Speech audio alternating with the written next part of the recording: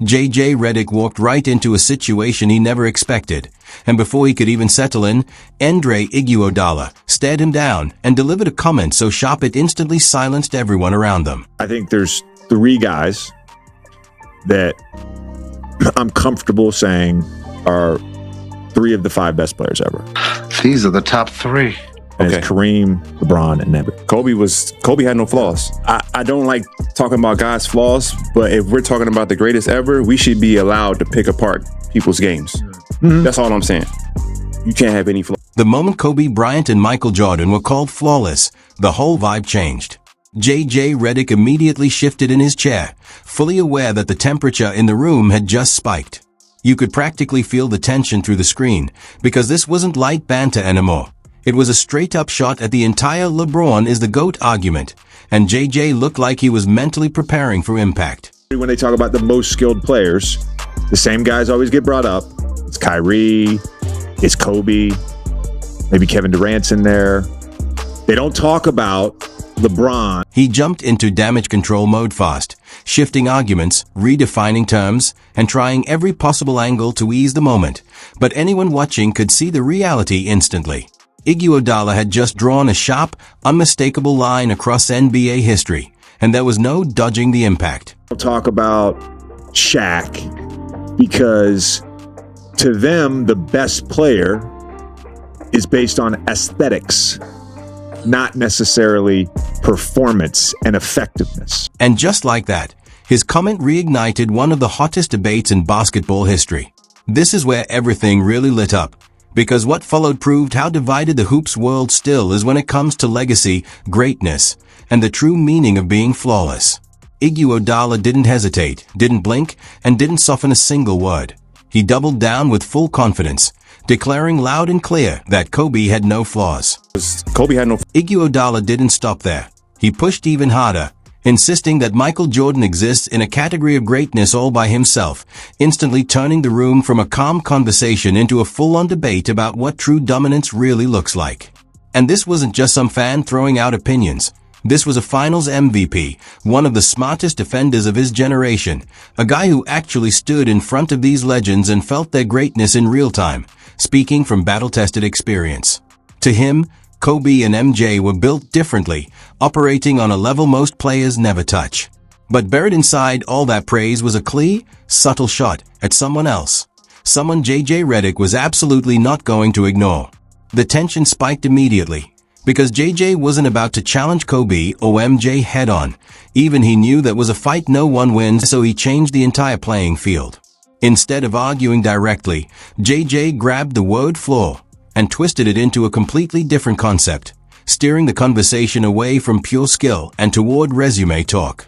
He started pointing to rings, career length, numbers, eras, and the idea that being flawless isn't just about footwork, instincts, or bag work, but the full context of someone's career. And even without saying his name, it was obvious JJ was easing LeBron into that lane. JJ understood exactly what Iguodala was trying to say, but rather than confront it head-on, he redirected the whole debate into safer territory. Because when you stick strictly to raw skill, everyone in that room knew LeBron has a few cracks in his game. Saving some in the chain. James gets inside, but misses it, comes up short. Here comes James ahead of the pack, goes up. Oh, he lost it ahead to Jokic, stolen by James. Keeps it alive. James drives baseline, layup, missed it. Three still open. James looks for his spot. Air ball. And JJ wanted no part of that angle. But here's the crazy thing, Iguodala still wasn't done. He had more to unload, and what came next landed even heavier. He shifted the spotlight straight onto what he called the LeBron James problem, and that's when the entire conversation took an even sharper turn. For the layup, instead on the fly by LeBron. And a good look. It's in and out. LeBron James misses the layup there. He's not done that a lot. He's 10 at foot. Here's the part nobody really wants to spell out, but everyone feels. JJ was dancing around LeBron's weaknesses because they are not imaginary. They are real, and everyone in the basketball world knows it. LeBron is all-time great. That's never been in question, but greatness and flawlessness aren't the same thing. His free throws have always been inconsistent. His handle isn't on that elite, surgical level. His clutch resume gets debated every season, and his shot creation leans more on strength and pure craft. Iguodala never said LeBron wasn't iconic. He simply highlighted that perfection is a different category entirely. And the numbers back it up. Kobe was automatic from the line, MJ too, while LeBron still hovers in the low 70s and has had big moments where the free throws didn't fall. That's not disrespect. That's reality. That's just the truth. But things only get more tangled from here. Because now we're stepping into the core of the entire debate. Kobe, MJ, and the myth of perfection. Kobe Bryant and Michael Jordan weren't just bucket getters. They were fully formed players with no soft spots, masters of the mid-range, relentless defenders, killers in pressure moments, and mentally wired on a level almost nobody else could reach. Iguodala wasn't tossing around casual praise. He was outlining a standard of greatness where there simply weren't any openings to attack. No lapses in effort, no breaks in focus, no parts of their game you could exploit. Ask the defenders who actually stood in front of them, and they'll tell you the same thing. There was no real game plan for MJ, and there was no cracking Kobe.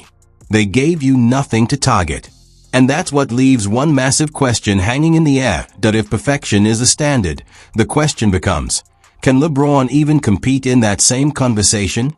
That's exactly why JJ had to respond. JJ Redick isn't just a former player running a podcast. He's a major media voice shaping modern narratives around analytics, efficiency, and what legacy really means today. So when Iguodala called Kobe and MJ flawless, JJ wasn't just reacting as a hoops analyst. He was defending the new school and everything it stands for. To him, greatness isn't only about talent. It's about how you use it. And in that regard, LeBron's career is almost unmatched. So JJ did what media figures often do when someone they respect is being challenged. He changed the rules of the debate, reframed the discussion, added extra context, and steered the spotlight elsewhere. But underneath it all, this moment wasn't really about basketball stats or moves. It was about the bigger conversation around legacy and perception at its core. This was about who gets to shape the legacy conversation, and Iguodala wasn't playing any of the media games. He stayed focused, cutting straight to the heart of the matter. Skill versus greatness, the real heavyweight debate. Here's where it gets nuanced. Being the best and being the most skilled aren't the same thing. You've got Kyrie Irving, arguably the sickest ball handler ever, and Kevin Durant, one of the most complete defensive threats we've ever seen. Then there's Kobe and MJ, a rare fusion of skill, mindset, basketball IQ, and ice-cold instinct that only a handful of players in history ever hit. LeBron? He's an extraordinary physical specimen and a basketball genius, no doubt. But in terms of pure, refined skill, he's not molded like the players who lived in the lab, perfecting every move, every detail. And saying that isn't disrespect. It was all about context. Iguodala wasn't dragging LeBron. He was simply clarifying what flawless really means. It's not about rings or stats. It's about what you put on the court night after night. And Kobe and MJ left nothing to exploit, no weaknesses to target. That's why this moment landed so hard.